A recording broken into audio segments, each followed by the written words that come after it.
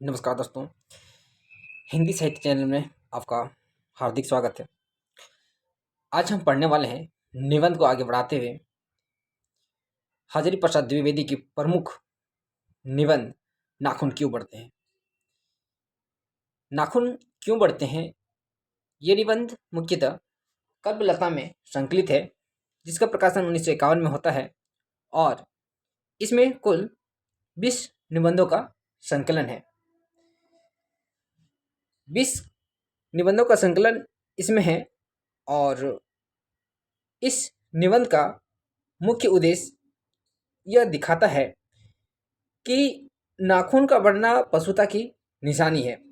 आजकल की आधुनिक युग में दिखावटी के चक्कर में बहुत सारे मनुष्य की लंबी लंबी नाखून होती है, तो वो क्या है, पशुता की निशानी है। और काटना मतलब नाखून को काटना मनुष्यता की निशानी है। यही इस निबंध में हजारी प्रसाद द्विवेदी दिखाने का प्रयास करते हैं। और ये जो है, एक बेटी प्रश्न करती है अपने पिताजी से कि पिताजी नाखून क्यों बढ़ते हैं। इसमें अस्त्र शस्त्र के निर्माण की होड़ मनुष्य का ऐसा आचरण है, मतलब वही जो बता रहे थे कि आजकल की जो मनुष्य की दिखावटी है उसको पुरजोर से आगे बढ़ा रहा है। सब आदमी उसको रंग पॉलिश करके रखने के लिए लगा हुआ है, जिसके मूल में पाश्विक वृत्ति है। पाश्विक मतलब एक प्रकार से कह सकते हैं मनुष्य ऐसा आचरण करने लगा है कि पशु के समान उसका पहचान बनते जा रहा है। अब हम लोग देखने वाले हैं हजारी प्रसाद द्विवेदी की जन्म से लेकर उनकी प्रमुख रचनाएं, और उसके पश्चात हम लोग देखेंगे नाखून क्यों बढ़ते हैं उसका मूल सारांश, जो काफी सटीक हमारे एग्जाम की दृष्टि से साबित होने वाला है। हजारी प्रसाद द्विवेदी, आचार्य हजारी प्रसाद द्विवेदी का जन्म श्रावण 11 संवत 1964 तदनुत संवत 19 अगस्त 1907 ईस्वी को बलिया जिले के आरत छपरा के अछवलिया नामक गांव में हुआ था। कब हुआ था? 1907 में। द्विवेदी जी के बचपन का नाम वैद्यनाथ द्विवेदी था। काफी इंपॉर्टेंट है। क्या है नाम? द्विवेदी वैद्य था। वस्तुतः आरत दुबे इनके परदादा का नाम था। आरत दुबे क्या था? इनके परदादा का नाम था, और उन्हीं के नाम पर गांव का नाम आरत दुबे छपरा पड़ा था। हजारी प्रसाद द्विवेदी के पिता पंडित अनमोल दुबे तथा माता ज्योतिषमती थीं। द्विवेदी जी का परिवार ज्योतिष विद्या के लिए प्रसिद्ध था। द्विवेदी जी की प्रारंभिक शिक्षा वशियापुर के मिडिल स्कूल में संपन्न हुई थी तथा 1921 में मिडिल स्कूल उत्तीर्ण करते हैं। तत्पश्चात संस्कृत शिक्षानार्थ काशी आए और वहां से प्रवेश का परीक्षा उत्तीर्ण करते हैं। सन 1923 ईस्वी में काशी हिंदू विश्वविद्यालय में दाखिला लेते हैं। द्विवेदी जी ज्योतिष विषय से आचार्य की परीक्षा सन 1930 ईस्वी में प्रथम श्रेणी से उत्तीर्ण की। द्विवेदी जी का विवाह 20 वर्ष की उम्र में सन 1927 में भगवती देवी से हो जाती है। भगवती देवी से द्विवेदी जी की 7 संतानें उत्पन्न होती है। कितनी? 7।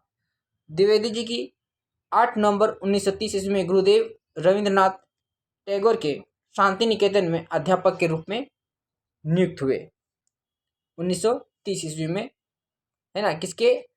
गुरुदेव रविंद्रनाथ टैगोर के आश्रम में वो एक शिक्षक के तौर पर नियुक्त होते हैं।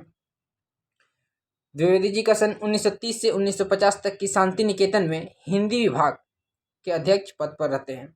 1930 से 1950 ईस्वी तक के शांति निकेतन के बाद द्विवेदी जी काशी हिंदू विश्वविद्यालय के हिंदी विभागाध्यक्ष भी रहते हैं। तत्पश्चात कुछ समय तक पंजाब विश्वविद्यालय के भी विभागाध्यक्ष रहे हैं। हजारी प्रसाद द्विवेदी अपने छात्र जीवन में मैथिली शरण गुप्त, सुमित्रानंदन पंत, बनारसी दास चतुर्वेदी आदि बड़े विद्वानों के संपर्क में रहकर साहित्य रचना की प्रेरणा प्राप्त किए। द्विवेदी जी सन 1952 से 53 ईस्वी तक काशी नागरी प्रचारणी सभा के अध्यक्ष भी रहे। द्विवेदी जी सन 1955 में राजभाषा आयोग के राष्ट्रपति द्वारा मनमोनित सदस्य भी रहे। सन 1957 में राष्ट्रपति द्वारा पद्मभूषण की उपाधि से भी सम्मानित किया गया। सन 1962 में पश्चिम बंग साहित्य अकादमी द्वारा टैगोर पुरस्कार से सम्मानित हुए। कहा जाता है कि प्रतिद्वंदियों के विरोध के चलते मई 1960 में द्विवेदी जी काशी हिंदू विश्वविद्यालय से निष्कासित भी हुए थे। पुनः अक्टूबर 1967 में काशी हिंदू विश्वविद्यालय के विभागाध्यक्ष पद पर आए और 25 फरवरी 1970 को कार्य मुक्त हुए, मतलब उनका रिटायर्ड हुआ। लखनऊ विश्वविद्यालय के द्वारा हजारी प्रसाद द्विवेदी की डीलेड की उपाधि भी प्रदान की गई।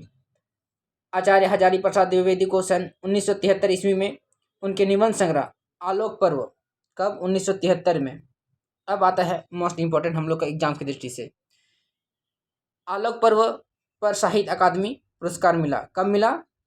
1973 ईस्वी में। कौन सी रचना के लिए, कौन से निबंध संग्रह के लिए? आलोक पर्व संग्रह के लिए उसको अकादमी साहित्यकार मिला, पुरस्कार मिला, जो 1973 ईस्वी में होता है।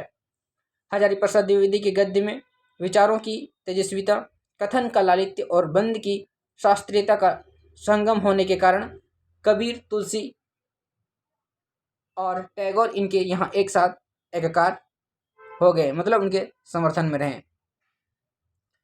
हजारी प्रसाद द्विवेदी के सुर साहित्य के लिए इंदौर में साहित्य समिति के द्वारा स्वर्ण पदक दिया गया। कबीर नामक रचना पर मंगला पारितोषिक पुरस्कार भी प्रदान किया गया। किस रचना पर? कबीर रचनावली पर। द्विवेदी जी 4 फरवरी 1979 पक्षघात के शिकार हो गए और वे मई 1979 को ब्रेन ट्यूमर के कारण दिल्ली में उनका निधन हो जाता है। अब आते हैं उनकी प्रमुख आलोचनाएं, जो कि एग्जाम की दृष्टि से काफ़ी इम्पोर्टेंट है। हम लोग पेन और किताब कॉपी लेकर बैठेंगे ताकि हम लोग उनका प्रकाशन वर्ष के साथ साथ लिखते चले जाएं। आलोचना जो पहला है उनका, सुर साहित्य 1936 में। कब होता है? 1936 में सुर साहित्य। दूसरा, हिंदी साहित्य की भूमिका 1940, हिंदी साहित्य की भूमिका 1940। तीसरा, कबीर 1942, कबीर 1942। चौथा, आधुनिक हिंदी साहित्य पर विचार 1949, आधुनिक हिंदी साहित्य पर विचार 1949। साहित्य का मर्म 1949। कब होता है? 49 में। नाथ संप्रदाय 1950 ईस्वी में। प्राचीन भारत के कलात्मक विनोद 1952 में। हिंदी साहित्य का आदिकाल 1952 में। हिंदी साहित्य का उद्भव और विकास 1953 में। मेघदूत एक पुरानी कहानी 1957 में। लालित्य तत्व 1962 में। कालिदास की लालित्य योजना 1965 में। साहित्य सहचर 1965 में। मध्यकालीन बोध का स्वरूप 1970 में। मृत्युंजय रविंद्र, सहज साधना, सुर और उनका काव्य, अपभ्रंश का रसात्मक साहित्य, साहित्य का साथी आदि इनकी प्रमुख आलोचना रचना है। काफ़ी इंपॉर्टेंट है एग्जाम की दृष्टि से। अब आते हैं निबंध संग्रह कौन कौन सी है। अशोक का फूल 1948 में। कब होता है? 48 में इसका प्रकाशन होता है, अशोक के फूल। कल्पलता 1951 में, जो कि हम लोग का नाखून क्यों बढ़ते हैं इसी में संकलित है। मध्यकालीन धर्म साधना 1952 ईस्वी में। मध्यकालीन धर्म साधना 1952 में। कब होता है? पहला होता है 1948 में, दूसरा कब होता है? 1951 में, तीसरा कब होता है? 1952 में। चौथा, विचार और वितर्क 1957 में। विचार और वितर्क कब होता है? 1957 में। विचार पर्व 1959 में। कुटज 1964 में। आलोक पर्व 1972 ईस्वी में प्रकाशन होता है। ये काफ़ी इंपॉर्टेंट है। ये सब डेट याद रखना हमारे लिए बहुत ज़रूरी है एग्जाम की दृष्टि से। आगे बढ़ते हैं। अब संपादित ग्रंथ में अगर देखें तो मिलेगा संक्षिप्त पृथ्वीराज रासो 1957, संदेश रासक 1960, सिख गुरुओं का पुण्य स्मरण 1979, महापुरुषों का स्मरण 1977। उपन्यास इनका अगर देखा जाए तो आता है बाणभट्ट की आत्महत्या 1946, काफ़ी इंपॉर्टेंट।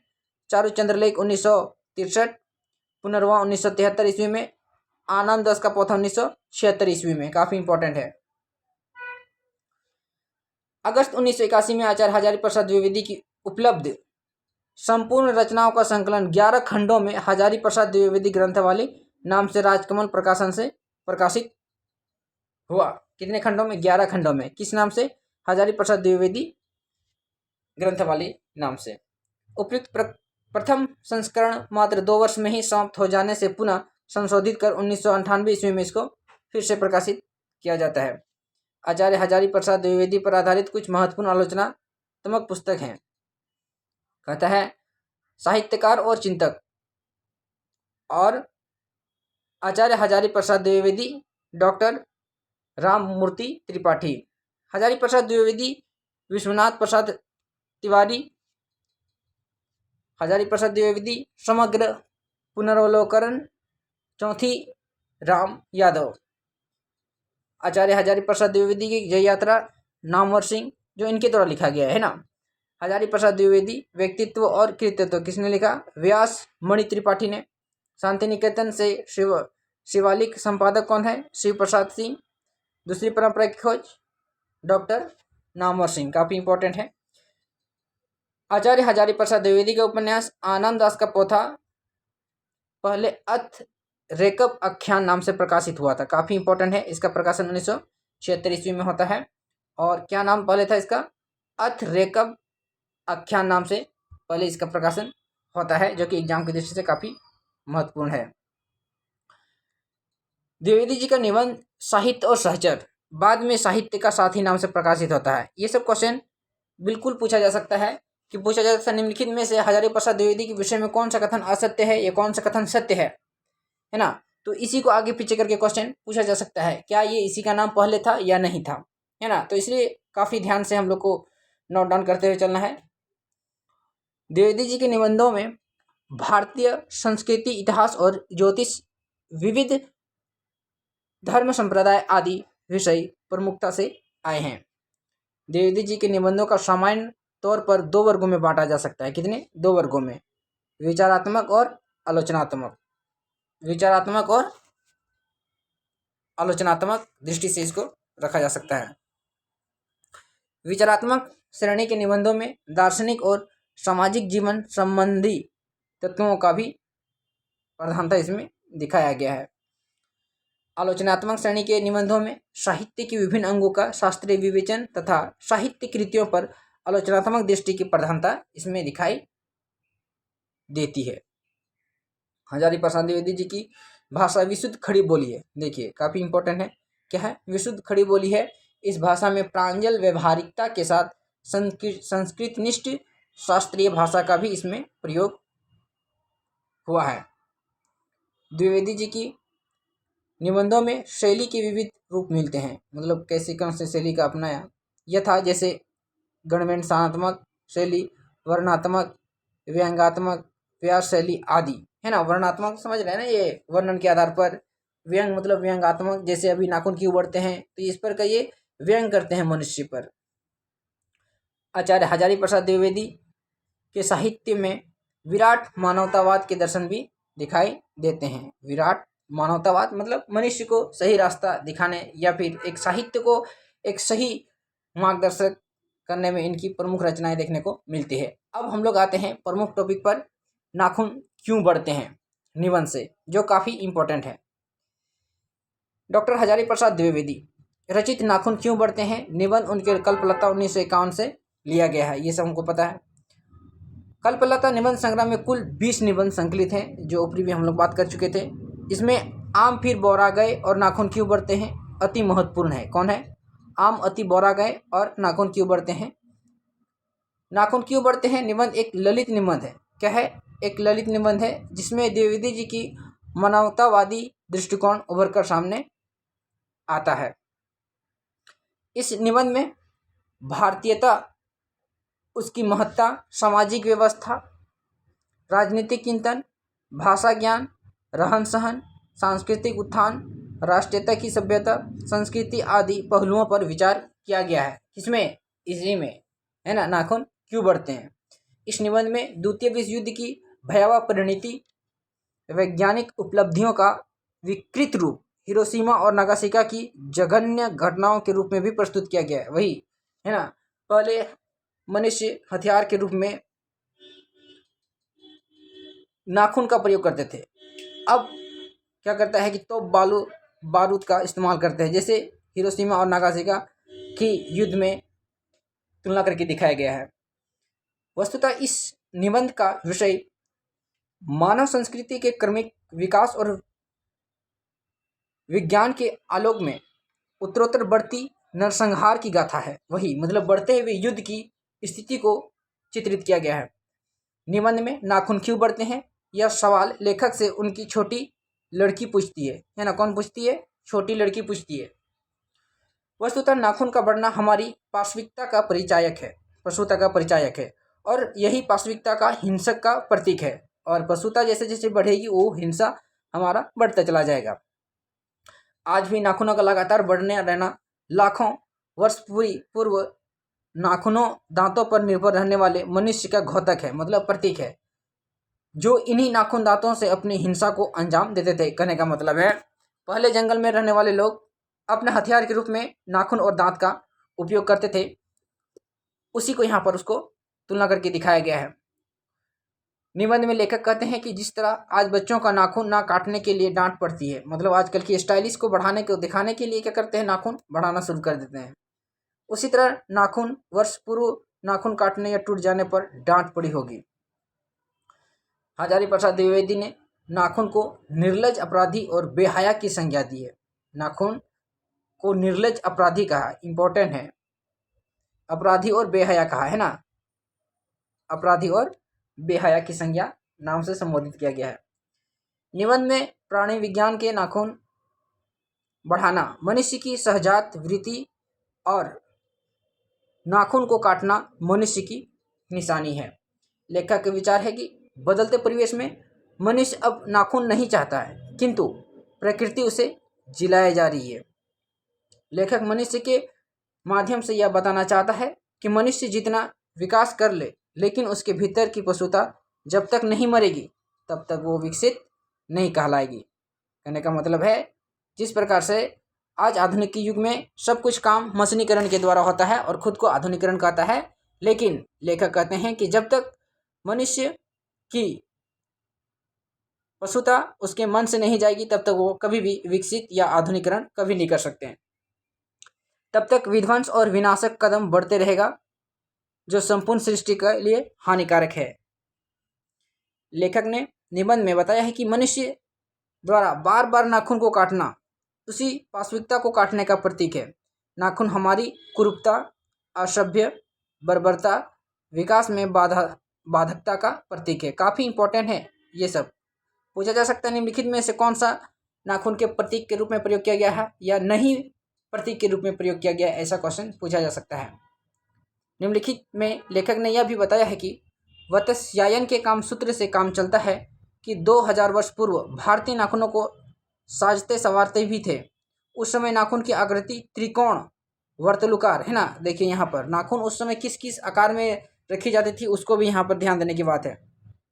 त्रिकोण मतलब 3 कोना में, वर्तुलाकार मतलब वर्तुल के रूप में, है ना, गोल के रूप में, चंद्राकार के रूप में, धनतुल के रूप में हुआ करते थे। लोग नाखून को मोम और आलता से लाल और चिकना बनाते थे, मतलब रंग पॉलिश करते थे।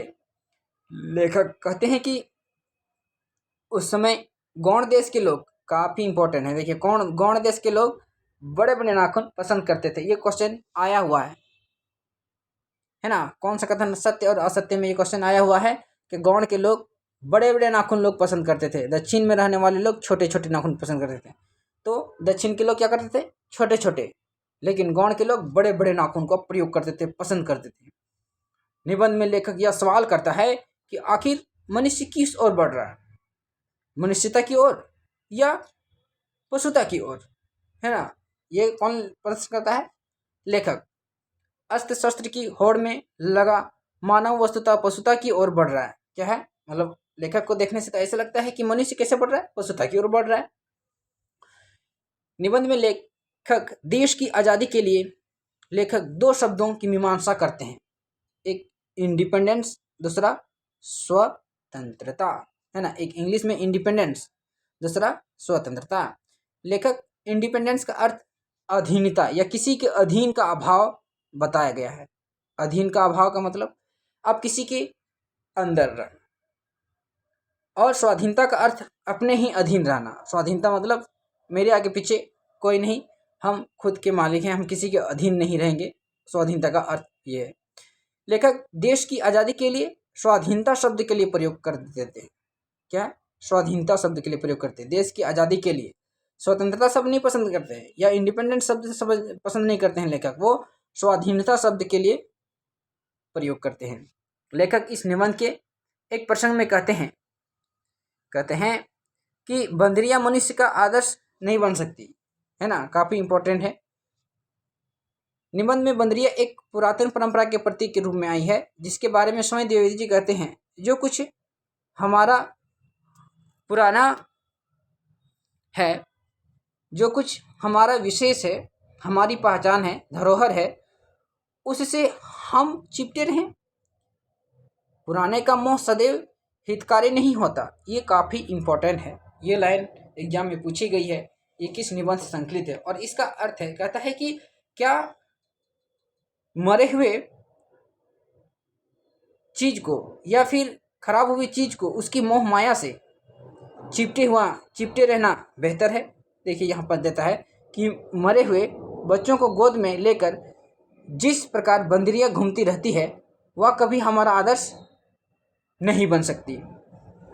इस निबंध में लेखक ने बूढ़े का जिक्र किया है, जो महात्मा गांधी का प्रतीक है। काफी इंपॉर्टेंट है। बूढ़े का जिक्र किसका है? महात्मा गांधी का।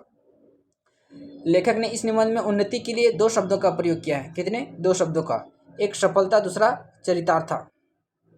एक सफलता, दूसरा चरितार्थ। यद्यपि दोनों शब्द अलग अलग अर्थ और उसके भाव का घोतक है, मतलब प्रतीक हैं। लेखक नाखून क्यों बढ़ते हैं? इस निबंध में भारत की सभ्यता संस्कृति की ओर व्यापक दृष्टि डाली है। मतलब नाखून क्यों बढ़ते हैं? भारत की सभ्यता संस्कृति उसके ऊपर व्यापक, मतलब भारत की संस्कृति की सभ्यता किधर जा रही है, पशुता की ओर या मनुष्यता की, उस पर व्यापक दृष्टि इसमें डाली गई है। निबंध की शुरुआती लेखक में कहते हैं, कुछ लाख वर्ष पहले मनुष्य जंगली थे, वन मानुष जैसा। जीवन रक्षा और अस्त्र लिए उसे नाखून की जरूरत होती थी, मतलब खुद को बचाने के लिए।